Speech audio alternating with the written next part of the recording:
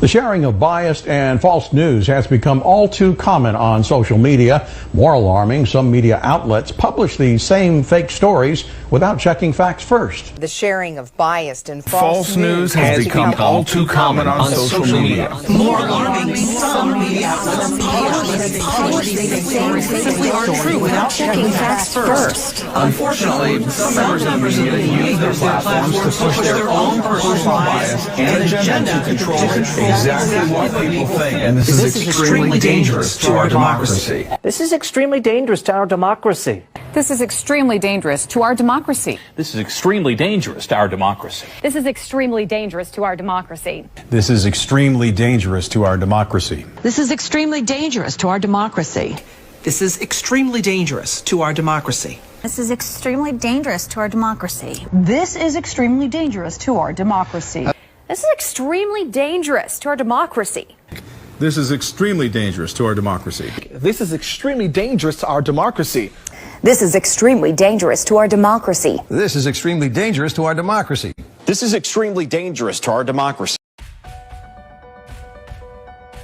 Not only have our media corporations been funded and owned by high-end Illuminati elites and puppets like the Rockefellers and Robert Maxwell since their inception, but this same system of control also remains today.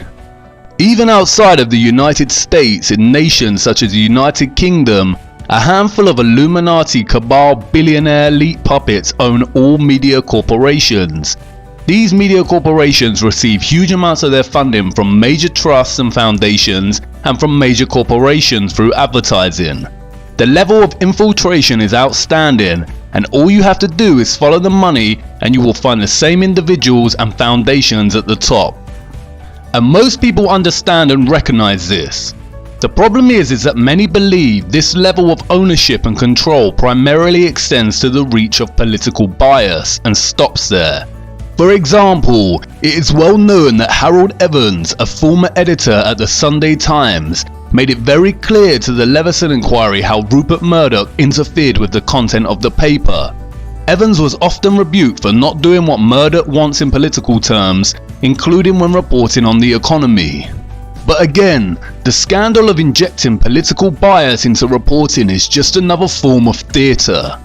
Remember, the Illuminati elites own it all, and in reality right and left are just two wings of the same bird. What most do not realise, however, is the extent of infiltration in our global media and the staggering reality that the media was created with the intended purpose to control the masses. In 1948, Frank Wisner was appointed director of the Office of Special Projects, which became the espionage and counterintelligence branch of the Central Intelligence Agency. Wisner was told to create an organization that concentrated on propaganda, economic warfare, preventive direct action, including sabotage, anti-sabotage, demolition, and evacuation measures, subversion against hostile states, including assistance to underground resistance groups, and support of indigenous anti-communist elements in threatened countries of the free world. Later that year, Wisner established Operation Mockingbird, a program designed to influence American media. In the beginning, Mockingbird was created and led by Wisner, Alan Dulles, Cord Meyer, Richard Helms, and publisher Philip Graham of the Washington Post. Their main focus was to interact behind the scenes with major media outlets and get reporters on the CIA payroll. The agency had them all in their pockets: ABC, CBS, NBC, Time Magazine, Life Magazine, Newsweek, Associated Press, United Press International, Reuters, Scripps Howard, and Copley News Service. William Schaap, world-renowned legal scholar, author, and university professor, did much to expose the role of the CIA in popular culture, showing that it spent 1/3 of its budget on media propaganda operations. As publisher of The Lies of Our Times, Schaap showed that the CIA owned 250 different media networks across radio, television, and the newspapers. William Casey, the director of the CIA during the 80s, famously stated, "We'll know our disinformation program is complete when everything the American public believes is false." Richard Keeble, Professor of Journalism at the University of Lincoln, explores the relationship between the UK media and the nation's secret services in his book, Close Encounters of a Strange Kind, a critical history of the links between mainstream journalists and the intelligence services in the UK.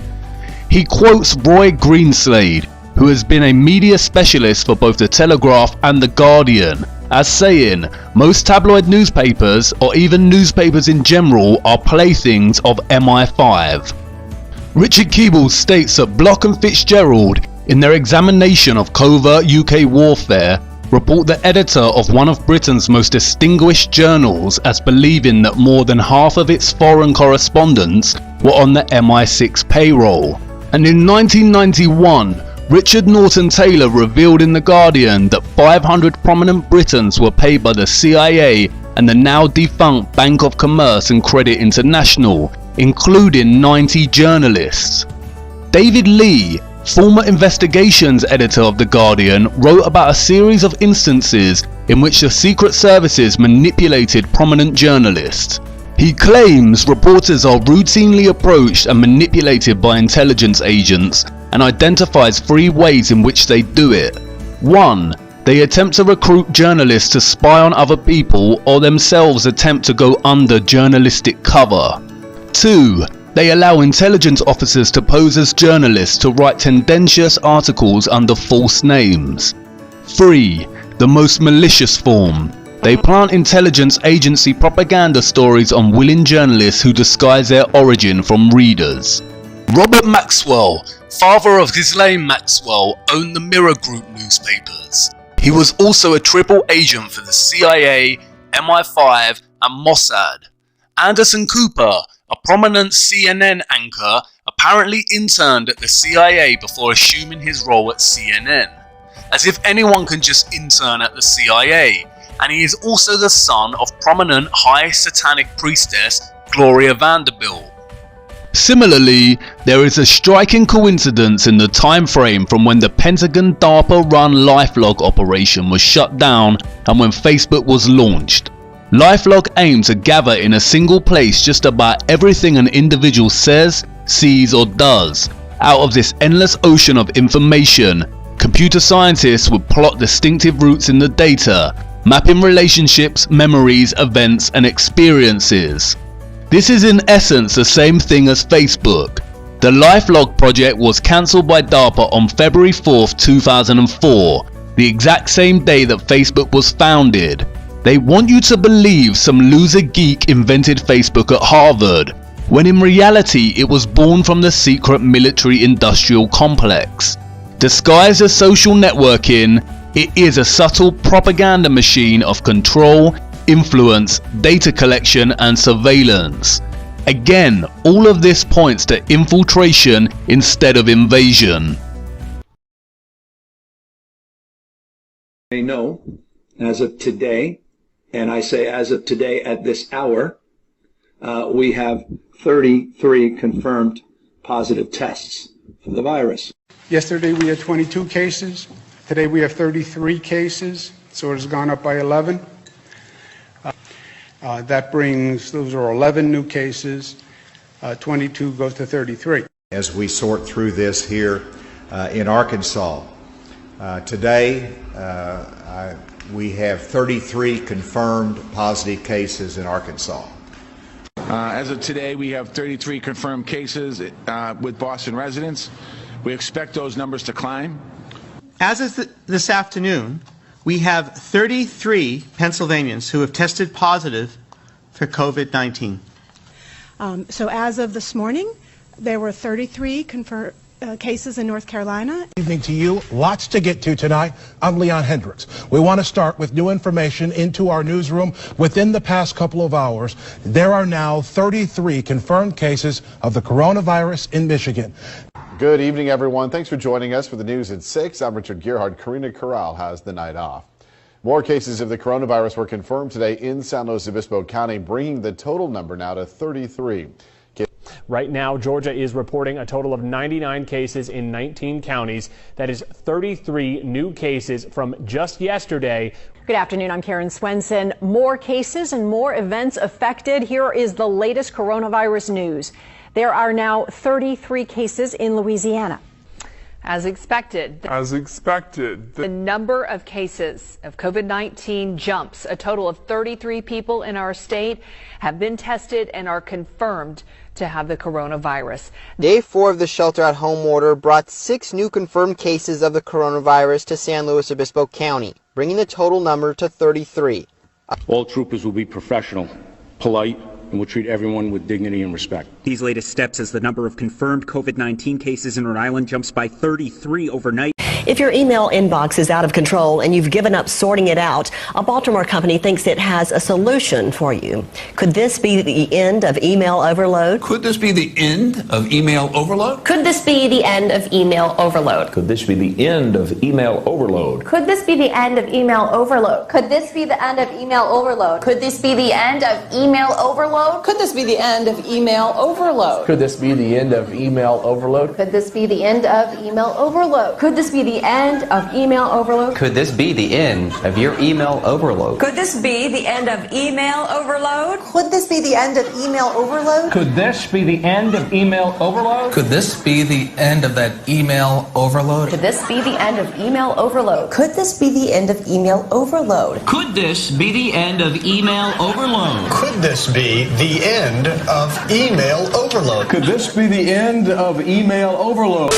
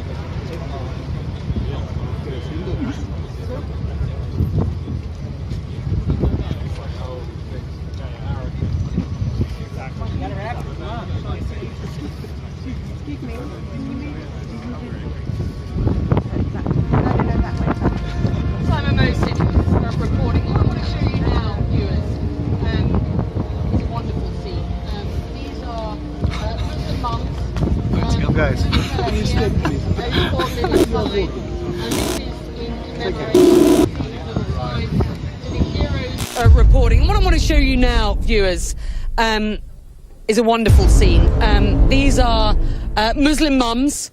There's a little fella here who's bought a little sign, and this is in commemoration. You can see his little sign to the heroes of London. There are flowers on the street here.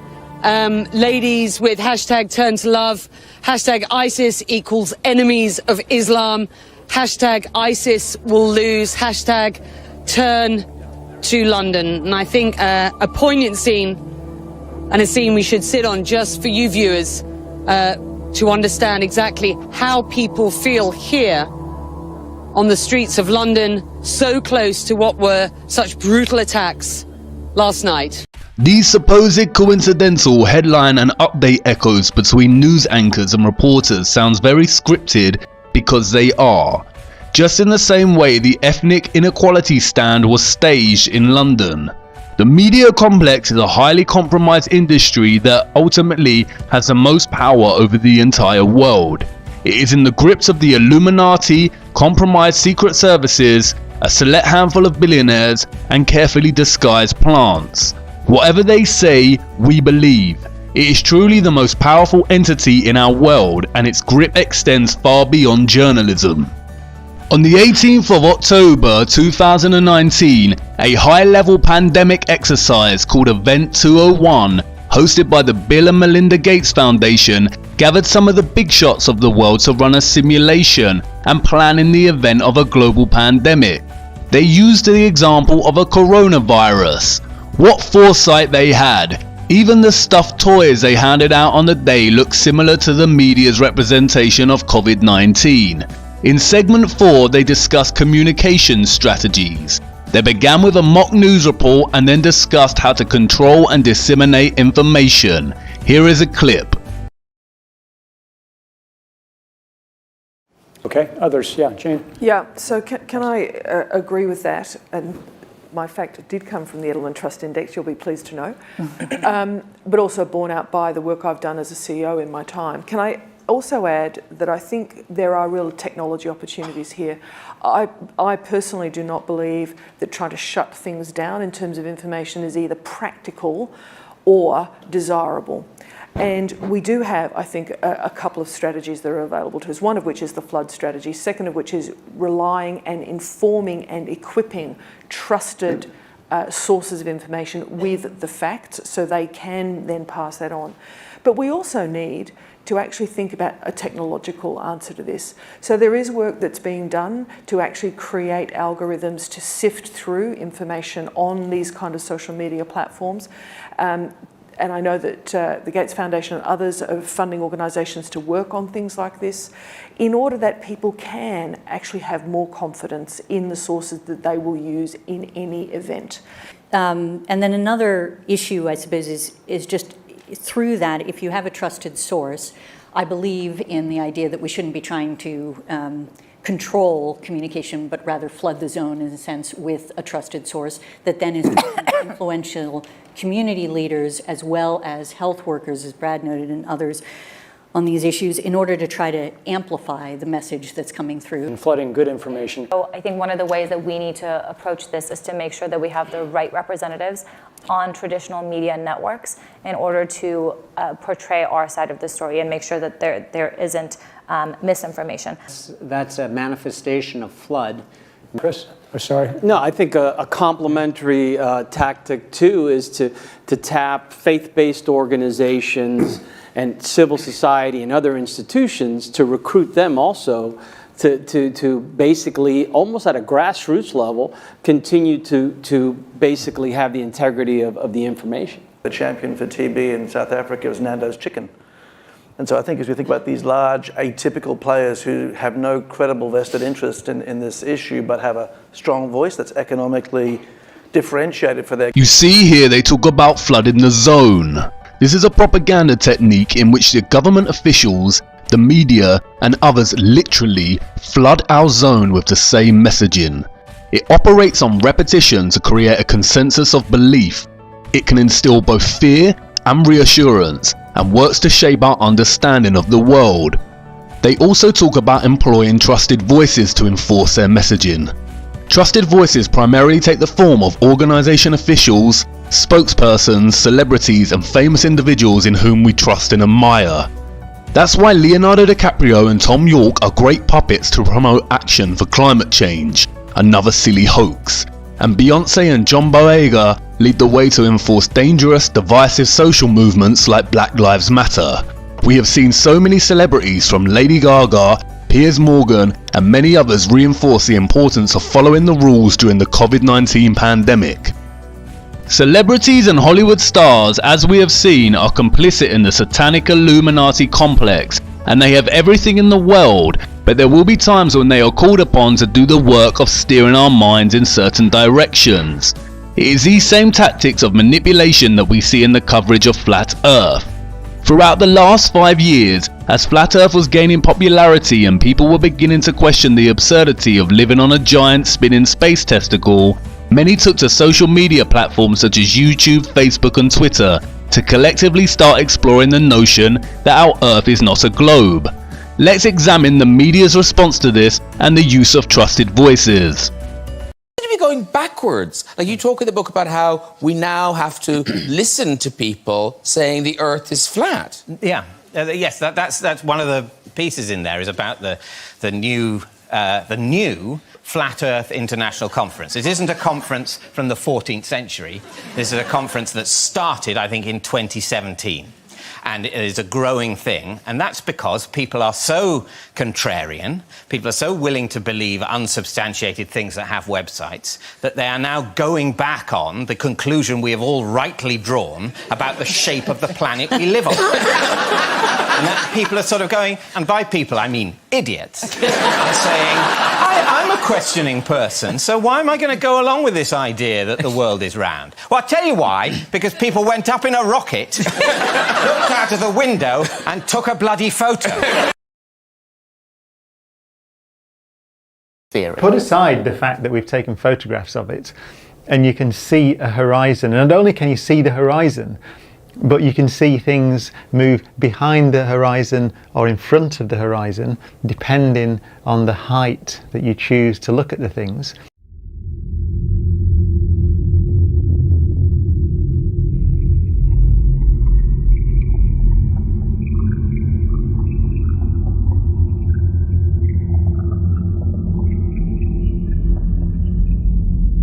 You see, I'm lost for words. It's probably the most nonsensical suggestion that a thinking human being could possibly make. It is drivel. In the Middle Ages, what shape did people think the world was? Flat.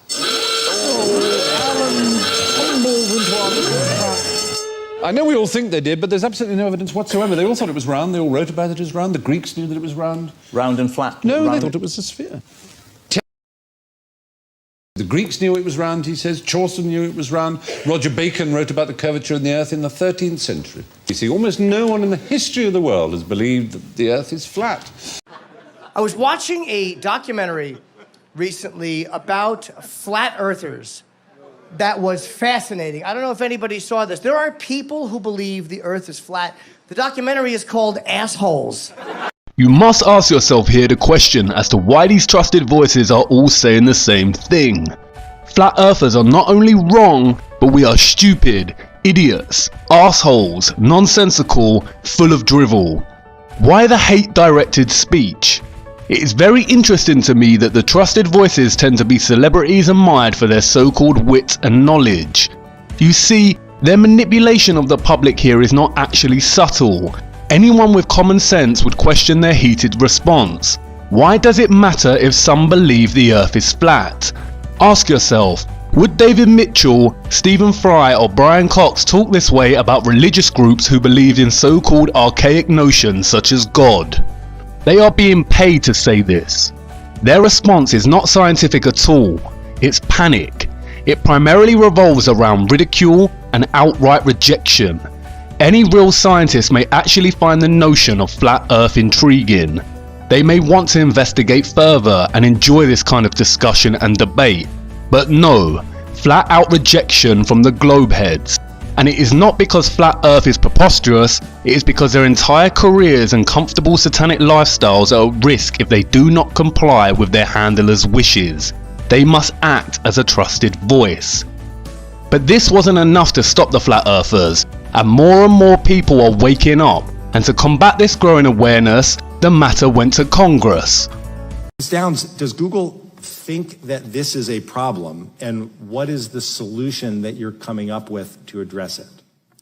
Thank you for the question. So as you noted, when Alex Jones posted the video you described saying that the survivors of the Parkland massacre were crisis actors, that violated our harassment policy. We have a specific policy that says if you say a well-documented violent attack didn't happen, and you use the name or image of survivors or victims of that attack, that is a malicious attack and it violates our policy. In terms of conspiracy theory content generally, our goal is to promote authoritative content to our users. So we have two principles that guide the way here. That's the first one, is we want to provide users with authoritative, trustworthy information. Downs, I'm sorry to cut you off. I only have a minute and a half, and I don't really need to hear what you're trying to provide. I want to know how you're dealing with all these conspiracy theorists on your platform. So the first way is by demoting low-quality content and promoting more authoritative content, and the second is by providing more transparency for users. So we're introducing boxes that provide factual information at the top of results that have shown themselves to turn up a lot of information that is counterfactual, such as searching for the Earth is flat on YouTube, where you see a lot of Your response is to put a box saying, nope, the Earth is not flat. Correct. Okay. Again, ask yourself, if flat Earth is false and a conspiracy theory, why is it specifically being discussed in Congress? Did they also discuss Bigfoot and aliens? This is Juniper Downs, the global head of public policy and government relations for YouTube. The Congress session dressed itself up as attending to the matter of disinformation, when in reality it was a call for censorship. Furthermore, when trying to view this video on YouTube, you receive this message. Let's look at the ways YouTube censors flat Earth. First and foremost is the manner in which they use algorithms to promote manipulative content debunking flat earth, miserably might I add.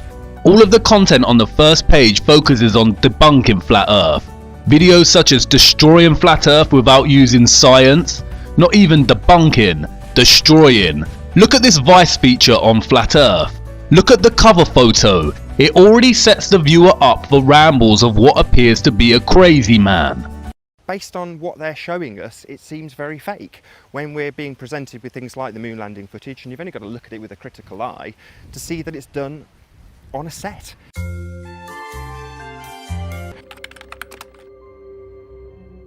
Is the moon fake news? No.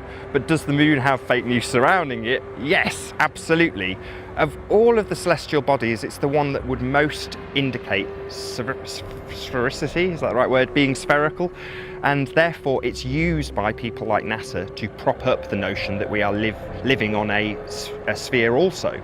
So it's used to perpetuate fake news. And what about a Guardian feature on the so-called Flat Earth Society, titled Meet the People Casting Aside 2,500 Years of Science? I wonder if you could describe to me your circumstances when you started to look into this. I've spent the last 15 years looking for truth.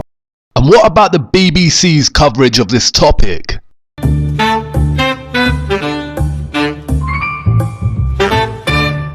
We used to think when we got started individually in this that we were alone. We have one thing in common. We live on a flat plane.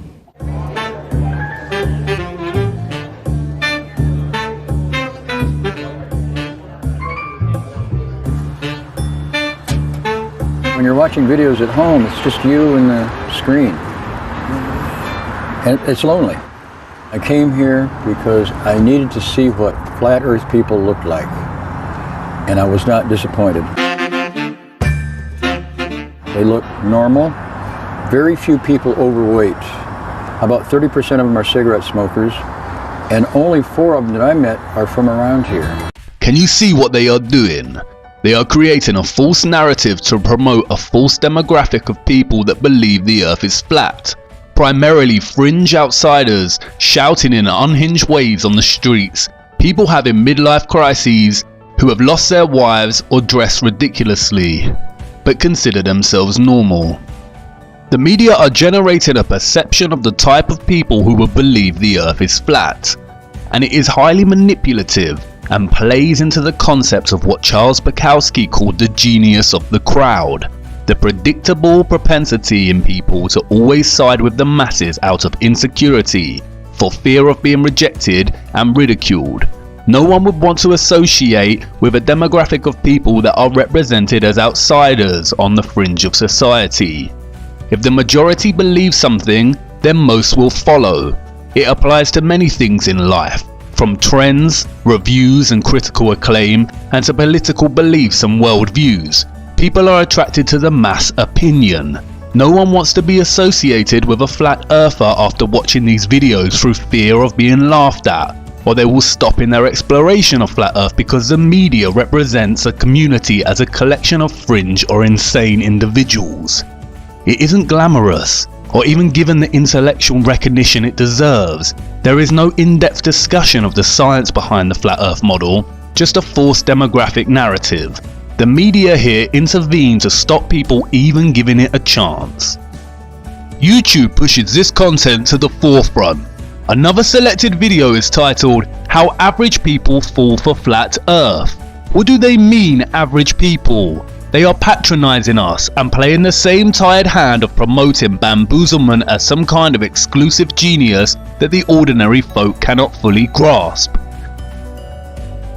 YouTube's content fluctuates between making fun at the so-called flat earth idiots, aggressive debunking videos, and comedy sketches where people ask, if the earth is flat, why does no one fall off the edge? Flat earthers have never once said that there is an edge you can fall off from. And this type of redundant humour is enforced with memes. If you Google search flat earth, not only do the algorithms push forward similar content, but its image search is filled with satirical images that misrepresent the entire argument put forth by the flat earth community. You see, Terms like flat earthers and flat earth community create a false idea that there is a unit of people that all hold the same specific beliefs. I am using it in this video for the sake of argument, but in reality, flat earthers are just people digging for the truth, all with very different views and conclusions drawn from extensive research. But back to YouTube. They also censor searches when looking for something more specific. Here I type in Eric Dubay, a prominent flat earther and one of the smartest people I have come across on YouTube. YouTube promotes 2 of his current content before flooding the zone with the same trashy pseudo-scientific debunking videos. You see, they can't be too obvious in their censorship. Furthermore, when typing in flat earth, users are greeted by this sinister push at the top of the page. This is what Juniper Downs was talking about in her response to Congress. It is an insert from Wikipedia. Just an innocent bit of context to this field of inquiry that stresses that flat earth is an archaic, outdated mode of thinking about the world. If you type in Bigfoot, aliens, universe, you are not greeted with any such context box. Why not? And it doesn't stop there. YouTube has attached this sly context box to all prominent YouTube channel videos.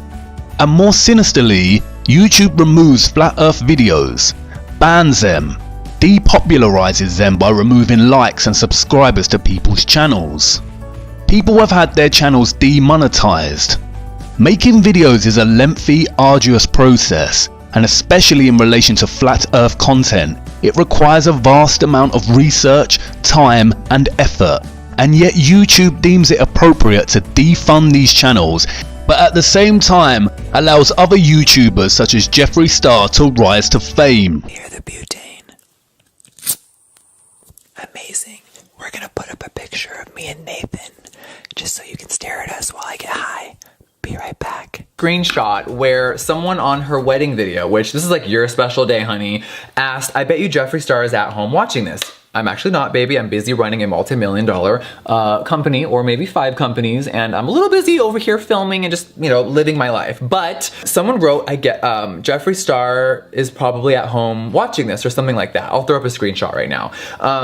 And she, Miss Thing, had to write Jeffree who with a wink, and I'm like, that's all you can say, Jeffree who? How about Jeffree that had the lipstick in Sephora with my motherfucking name on it with your company for the last 10 years? How about Jeffree that's in all your books, all your memories? Like, girl, because she was always the friend that had the nicer stuff. And Jeffree Star is an online makeup personality whose videos further intensify society's growing vanity and self-obsession, and who frequently talks about others in denigrating ways, pointing out their supposed ugliness, and who promotes hypersexualized content such as the Orgy Collection. You see, Google, YouTube and others like Twitter are not truly social media platforms.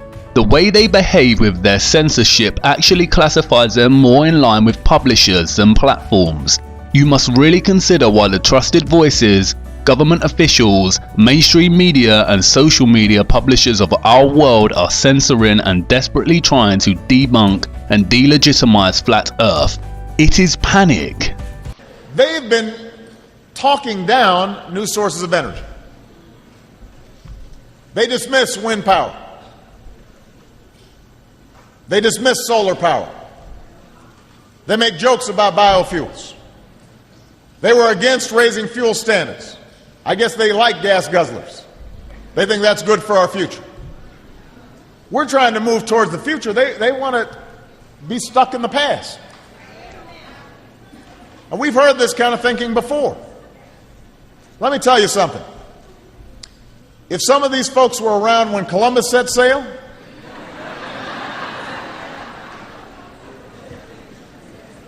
they must have been founding members of the Flat Earth Society. They would not have believed that the world was round. We don't have time for a meeting of the Flat Earth Society. We don't have time for a meeting of the Flat Earth Society. We don't have time for a meeting of the Flat Earth Society. If I say that the world is round and someone else says it's flat, that's worth reporting. But you might also want to report on a bunch of scientific evidence that seems to support the notion that the world is round. In other breaking news, the world is round, not flat. Flat Earth should not have been a subject in a presidential speech. Why doesn't he reference UFO believers or other so-called groups that fit into the camp of conspiracy theorists? You see, the term conspiracy theory was actually invented by the CIA and flooded into circulation via the media during the 1960s. As Lance D. Haven Smith outlines, the term conspiracy theory entered everyday language in the United States after 1964, the year in which the Warren Commission, an investigation into the assassination of President John F. Kennedy, and was used by the New York Times on multiple occasions during its coverage of the investigation. How convenient! The term conspiracy theory was practically invented and established as an everyday phrase during the investigation of JFK's murder. You see, the real conspiracy theorists actually believe that the government officials and trusted voices care about them and would never lie, and that the media would never mislead or lie to them outside of political bias, in the same way they believe that the pharmaceutical industry, which makes billions from the sickness of the people, want to really cure them. Really think about the amount of money that gets thrown around via foundations and charities for health, and all the so-called scientific progress we hear about, and all the while all we see is people getting sicker and sicker. They are lying to us. The attack on Flat Earth is nothing but panic. Their biggest fear is an awakened public. A symptom of a larger problem. There's a growing anti-intellectual strain in this country. It may be the beginning of the end of our informed democracy. They are right when they shout about it being a threat to democracy. But not our democracy. It is a threat to their democracy, to their freedom of greed, elitism and satanic practices, and which all exist due to and depend on our brainwashed ignorance. It is not democratic to censor free speech and ideas, and it is not democratic to demonize people for holding a view that is not in line with the general misinformed consensus. They are relying on the genius of the crowd to make people feel like they are either crazy or stupid for even being curious about looking into the true nature of our Earth. You see, Operation Mockingbird never ended. These talking heads manipulate us and tell lie after lie. We download their ideas from our screens and into our minds only to become echo chambers of opinions and viewpoints that were never really our own in the first place. We go about our day-to-day echoing and regurgitating their lies and views of the world as if they were our own. The programming is so subtle sometimes we don't even realise we are doing it. There is an attack on free thinking, and it is being led by the #1 enemy of the people, the satanic elite and its media and trusted voices and education system. Out of this entire series, this is in many ways the most important thing you could take away and raise your awareness to. I used to be extremely brainwashed, and breaking away from this sick matrix of lies is the best thing I ever did. But come on, enough of this. We have to get back to Flat Earth. We have to understand the mechanisms that make it all possible in the first place. Come with me now to episode 10. It's time to talk about energy.